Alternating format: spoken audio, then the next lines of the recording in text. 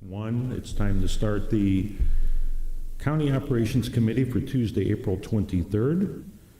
The first action item is to approve the minutes of March 26th. Do I have a motion for that? Mr. Elsasser and Ms. Coates. Any changes in this, in the minutes? All right, seeing no changes, all in favor at the sign of aye. Aye. Those opposed with a nay? All right, that's approved. We'll move to informational items. The first one is the workforce report, so I'll turn it over to Administrator Sorrell. Thank you, Mr. Chairman. So you'll find that on page 3 in the packets. Top third of the page represents activity for the third period or the month of March. It shows the number of applicants that we received and the number of new hires that we've onboarded during that time frame. And as always, there's a comparison to the prior year as well. Middle of the page looks at our workforce demographics. If at some point you have questions about workforce demographics today, either Angela or myself will try and field those. Andre is at a career fair, I believe, today, so he will not be available to answer any questions. Bottom of the third bit of the page looks at separations for year to date, and then obviously comparing the prior year in terms of by department separations. Happy to answer any questions. Any questions from the committee? Seems like we had a significant jump in separations in March, and I don't know if that's a traditional in March or if this is an unusual. A little unusual from my perspective. I don't normally remember being that high, but at the same time, I don't have any specific explanation either. I don't know if Angela's not shaking her head. No, she doesn't have one either. Okay. All right, any questions from the committee? Otherwise, we will move to the vacancy snapshot report. Right. Vacancies are on page 4 of the packet. You see that you've appropriated funds for 688.5 positions. As of the time the report was run, which was at the end of March, 601.3 of those are filled. You can see by department where the vacancies are, and as we note each month with the election commission, the election commissioners are included in these numbers as well. Happy to answer any questions on that. Any questions from the committee on the vacancy report? All right, Mr. Hare. Thank you, Mr. Chairman. Administrator Sorrell, if I understand this correctly, we budgeted for the 688.5.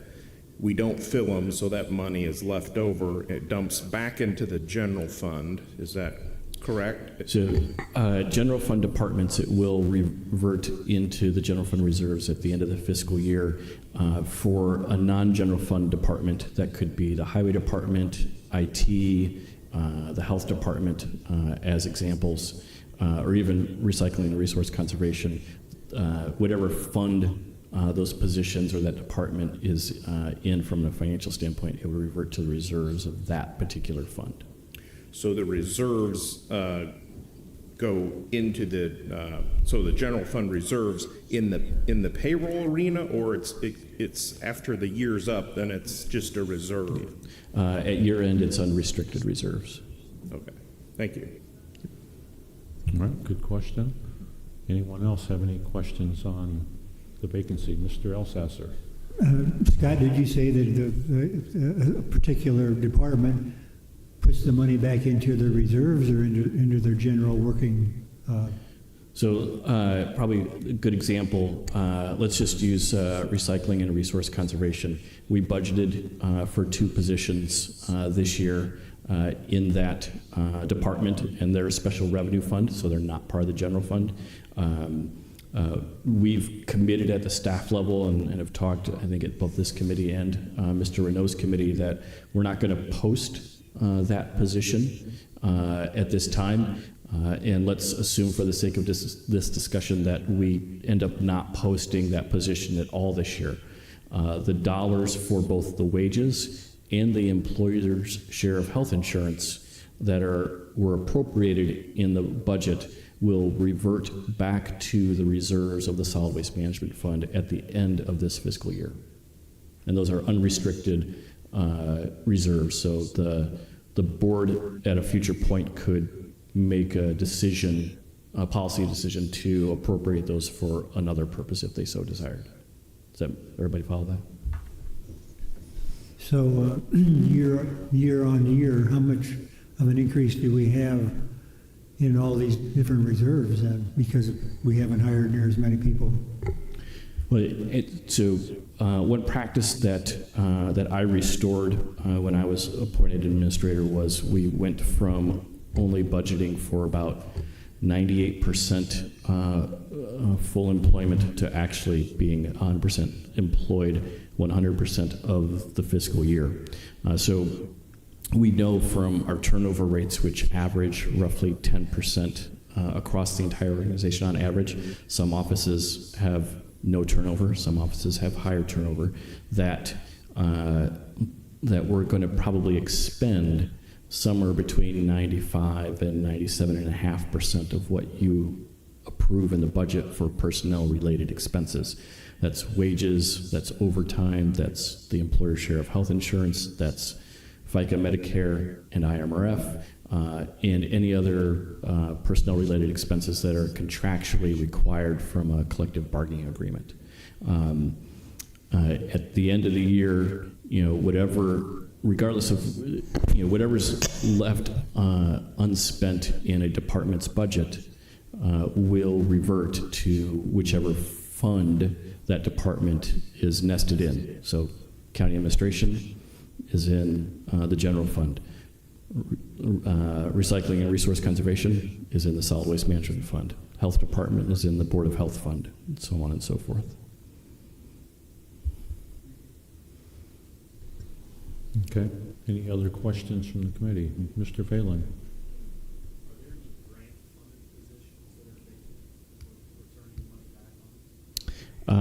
Sitting here right now, Mr. Phelan, there are absolutely grant-funded positions in this budget. How many of them are vacant at the moment, I don't know, but we could certainly get an answer for you on that. Okay. Anyone else from the committee? All right. We'll move to the next report, the Liability and Workers' Compensation Report. All right, so it's the end of the first quarter. So we have the quarterly liability and workmen's compensation report that's on page 5 in your packet. Across the top half of the page are liability claims by year. The green line in the top left-hand corner represents the number of open claims we have. So you can see that so far this calendar year we have 1 open claim. But from calendar year 2018, we still have 4 of the 38 claims that were filed still active. And we have 26 claims still active in that were filed in 2022. If you look at the top right-hand corner, those are what our liabilities look like. You can see that our liability for this calendar year is very small. And you can see across each of the years what our paid to date is versus our reserve remaining. So the claims from 2018, when you look at reserve remaining plus what we've already paid out to date, there's roughly $576,000 worth of liability there. We've paid out $271,000 of that. Bottom of the page is same concepts, but just workmen's compensation. Let me back up. So liability up on top, that's going to be property, casualty, also vehicles. So say, for example, we've got a squad car that gets hit by a deer or something like that. That's what's up across the top.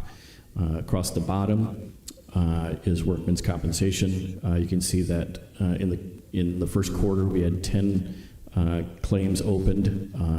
are filed, and 5 of them have been resolved, and 5 of them are still open at this time. In the bottom right-hand corner, you can see what those liabilities look like. Same concept as I just talked about from the property and casualty liability up on top. Happy to answer any questions. Any questions from the committee on this? I think this is a good report to have quarterly. It allows us to have at least a good insight of what liabilities for both liability cost and workman's comp that are out there. It's good transparency. Mr. Hare. Remind me if we're self-funded in both of these arenas or not. Yes, we are. Thank you. But obviously, on top of that self-insured level, we've got corridors that protect us beyond that with reinsurance and excess insurance. Good question. Anyone else have any on this? All right, thank you.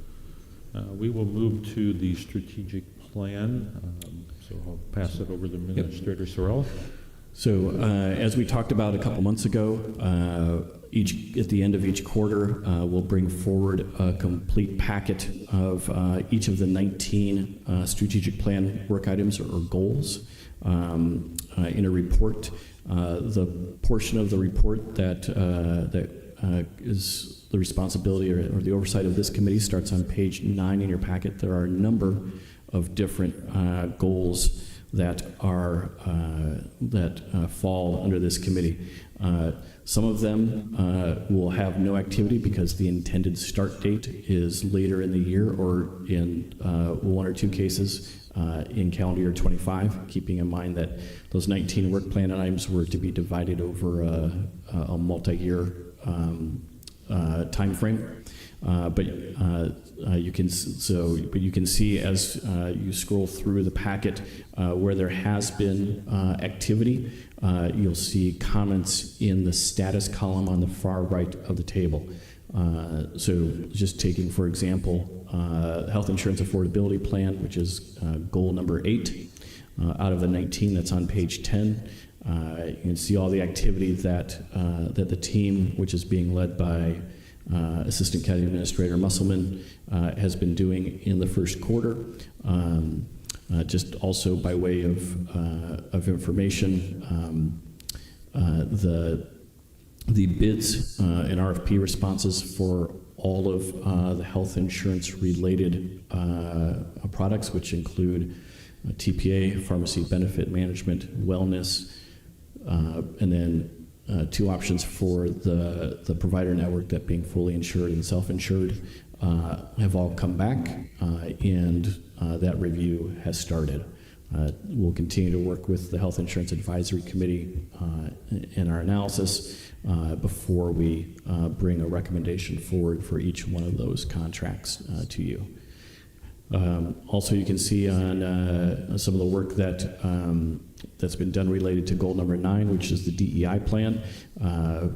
One of the targets in the first quarter was to create a catalog of diversity training opportunities, and that's complete. We've got 4 trainings in our toolkit, and the team is just starting to push those out to the organization.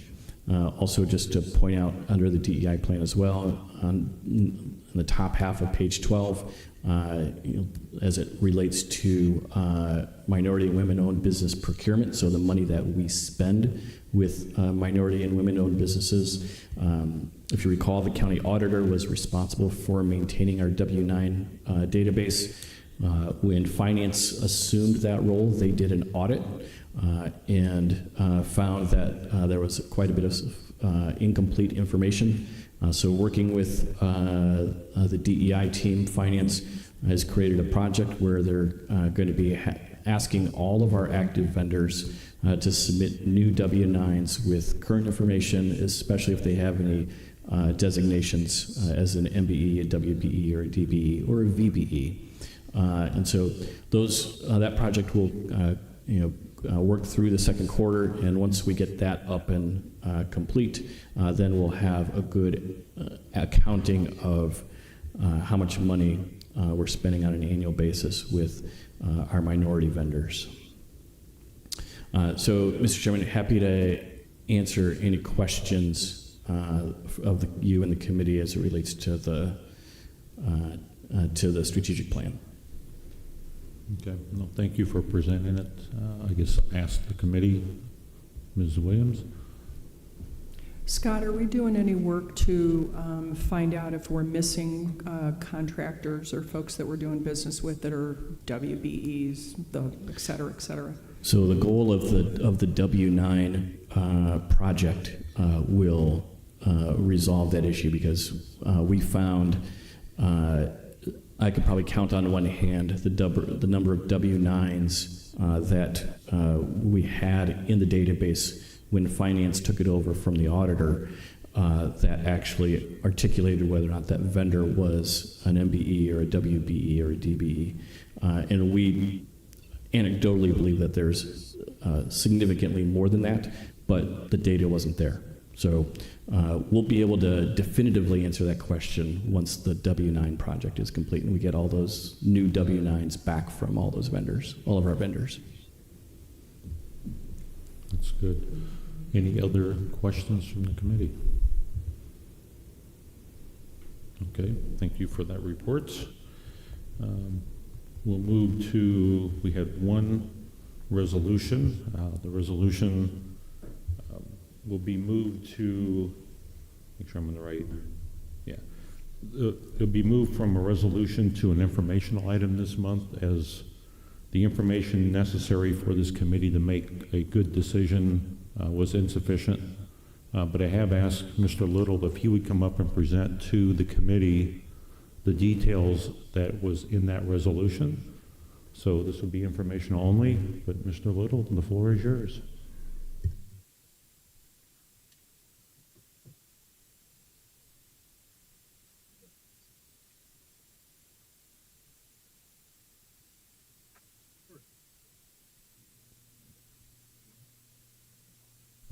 There we go. Hopefully you can hear me.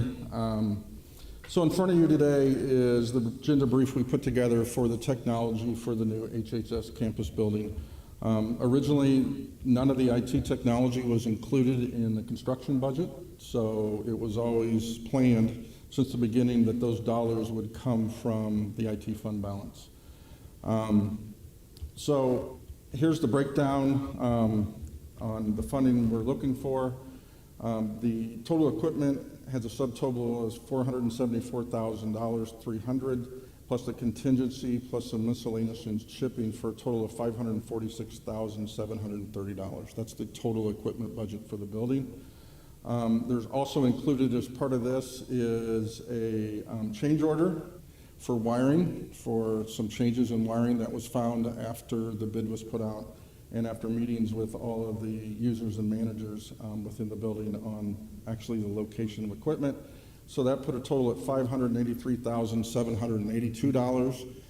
Because we have some long lead times and there was plans to take a portion of this out of the IT 2024 budget, we had budgeted $200,000 in there for equipment. We have already spent that $200,000 and ordered equipment that has long lead times for the building that we felt we needed the order.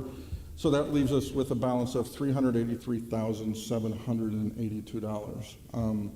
The breakdown in that network, in that equipment, if you want to go over this, this is all our networking equipment that's needed within the facility. Everything's brand new. Anything you see with the PO, we've already ordered. So that's all the networking equipment, all the racks, the stuff for the wide area network, all the patch cables, fiber patch cables, any brackets, anything. So it's about 126, 130, we rounded up to 127. Next are all the devices. The health department was slated for new equipment in the 2023-2024 timeframe. We replace our equipment across the board here. Most desktops are replaced every 3 to 4 years, usually 4 years, and laptops about every 5 years. So as part of this project, we were going to provide them all new equipment after meeting with all the end users. That's the breakdown of all the equipment necessary needed to order. None of this has been ordered. As you see, the red line, the copiers are leased, so we don't actually pay for those out of this. Those are out of our copier lease that the IT pays for the organization. And then finally, the long list is the AV equipment. And those items that's already been ordered on that side is AV. There's a lot of brand new AV in that building, especially in the community room. And so this is a breakdown of all that AV equipment and cost estimates and cost for that. That makes up the difference in the summary in the beginning, as you can see, of this equipment here. The items that had the PO number on it was under networking and AV. Like I said, we already committed that and have already issued POs for all that. Any questions about this breakdown? And then I can show you the wiring changes one too. Committee members, any questions on the first part of it that we just walked through, networking, client devices, and AV? Ms. Williams. So I guess my question is the $37,000. That'll be our next. Correct. Was that something that was missed in the design, or was that just a decision that was made after the fact? Here's the breakdown.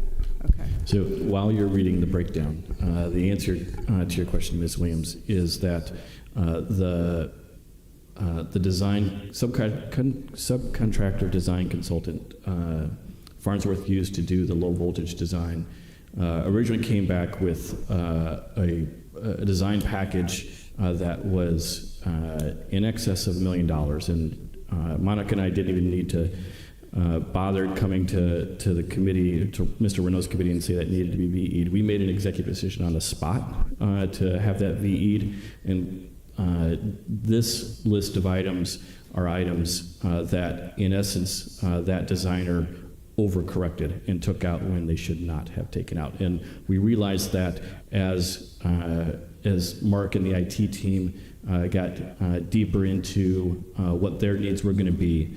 And so that's what this list is comprised of, are things that IT needs to be able to deliver services and install the piece of equipment that they either have already ordered through the purchase order process or are waiting based on the budget amendment that was on the agenda today.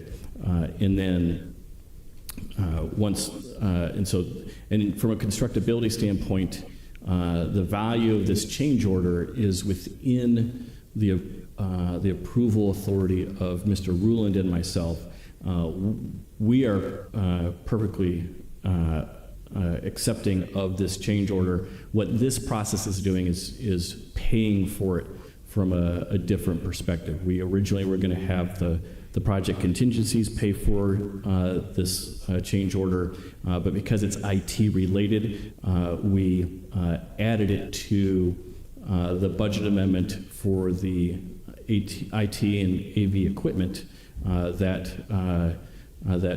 was on the agenda today. And so in concept, actually not in concept, in practice, Mr. Rule and I have already signed off on this. It is most of this is probably already installed, if not all of it, and the conversation here is about how we're going to pay for it when the bill comes.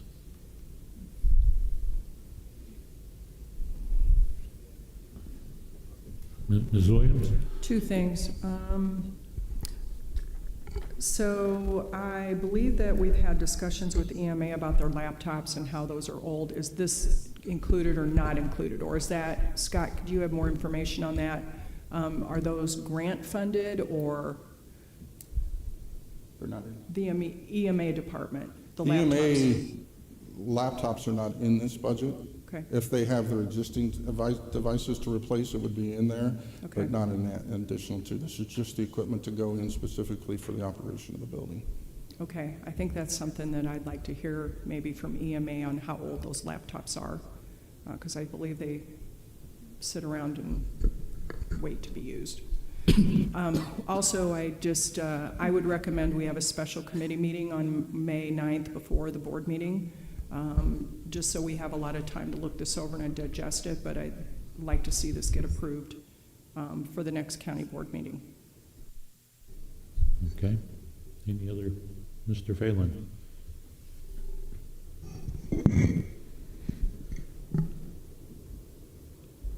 Looking at this list, are these needs, are they wants, are they a combination of both? It's a these changes came out of the fact that the IT staff met with the managers and individual users in the department. Once the floor plan was done, office layouts were done, furniture was done, then it was about a functionality of the rooms. And a lot of that detail wasn't there prior to the bid. These came out of, I mean, for copiers and printers and stuff, you've got to be able to plug that stuff in. For telephones that needed added in rooms that originally weren't there, those need wiring. So it's all based upon business functionality and processes within the building. Copiers and printers, you mentioned those are under lease. Copiers are, yes. The copiers are? Copiers are. Okay. We lease those. So what does that do to our lease? We're going to need to add devices then for this facility? Some of them we already provide that to. I know that most of the copiers within the organization comes out of the IT budget, and we lease. We'll need to add some to that. We'll be going out for lease next year for new copiers. We don't get new copiers. We lease used copiers. We save a lot of money by doing that. It's all based on a per page. So that will be included in our 2025 ask budget from that side. Okay. And then the last thing I would ask is the document that you're showing, is that going to be shared with Yes. us for review? Yep. I'll attach it to the new copy, and you guys can have all that data. Thank you. Yep. All right. Thank you. Good questions. Mr. Renaud? My question is, are we going to have Wi-Fi in the building also? Do all these have to be hard? There are 46 Wi-Fi, I believe, 40-some Wi-Fi antennas in the building. Wi-Fi is used as a secondary. There's a lot of laptops going into this building. Monica has made the decision as part of their processes to change from desktops to laptops. Some of those will be plugged in, some of those people will be carrying around. But you never want to use Wi-Fi as your primary connectivity. That's the reason all this has to be, we prefer to use the plug-in, because you're getting gig speed at a plug standpoint. You're getting whatever we have whatever comes into the building wireless for that connectivity, especially if you're doing video. And this building will have all Teams IP-based phones. Those will be all hardwired. So, Okay, I just know the building I work in, we're going to almost all Wi-Fi at this point, and we deal with very large images, and we don't seem to have a problem. I just don't want to over-design and throw money into something that we could throw maybe into a better, robust Wi-Fi system. Mm-hmm. That's a good question. Anyone else have questions? Mr. Phelan? Can you jump back to the first two sheets? Just sure.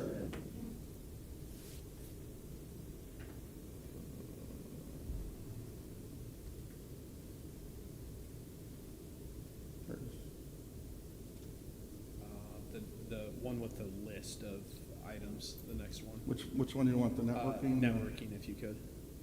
The which one? Networking. Okay. There you go.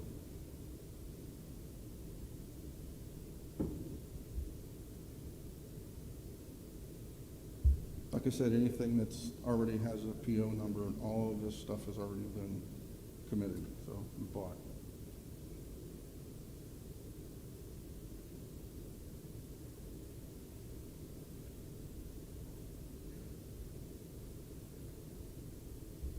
Thank you. All right, another round. Anyone? Mr. Elsasser? Well, I think I'm backing up a little bit, and I humbly apologize because when we voted on the all-in cost for this building, I must have missed it in the agenda briefing that the money for the IT services were going to be taken out of your reserves. So I apologize if I missed that, but I think that should be included in the all-in cost of the whole project, if that's possible at the end of the day. But how much money do you have in your reserves? I mean, before this project started, or how much do you usually carry in As reserves? of December 31st, 2023, financials from the finance department, there was $5.3 million in the IT reserve. Is that pretty normal, year in and year out, about that much, or? It depends on really what projects are coming. For instance, when we did the ERP project, that was funded out of those reserves. That was over $2 million. Right. This was always slated to come out of those reserves. We've got some other stuff coming that's slated to come out of those reserves, so we don't have to pull them out of yearly budgets, so. Okay, thank you. Any other questions? Well, again, I thank you, Mr. Little, for walking us through it. I knew there'd be a lot of questions, and that's why we've opted to pull this as informational. And Ms. Williams and I share this one on our agenda, so she has this on her finance agenda. So as she has already suggested and asked, we'll do a proposal to have probably a combined operations and finance meeting prior to the full board meeting in May. We will not be delaying anything as far as what we've heard. The $37,000 rewiring or location of ports and that's already taken an action, and Mr. Sorrell did a good job of explaining that fits into the approval level that he and Mr. Rulin have. So this is more of a budget behind the scenes to make sure we fund it properly from the right accounts. I would ask everyone, once you get the updated packet with the information that Mr. Little has shown us, if you have further questions before the May committee meeting, please reach out to him, ask, make sure we're all clear. Again, I'm not opposed to spending money for IT. We just need to make sure we understand what we're voting on, because $390-some thousand vote needed a little more detail than what we had. So with that, one more time around, anyone else have questions? All right, seeing none, thank you, Mr. Little, for that. We will now move to public comment. Anyone has any public comments? Seeing none, miscellaneous. Anyone have miscellaneous for the committee? All right, seeing none, meeting's adjourned. Thank you.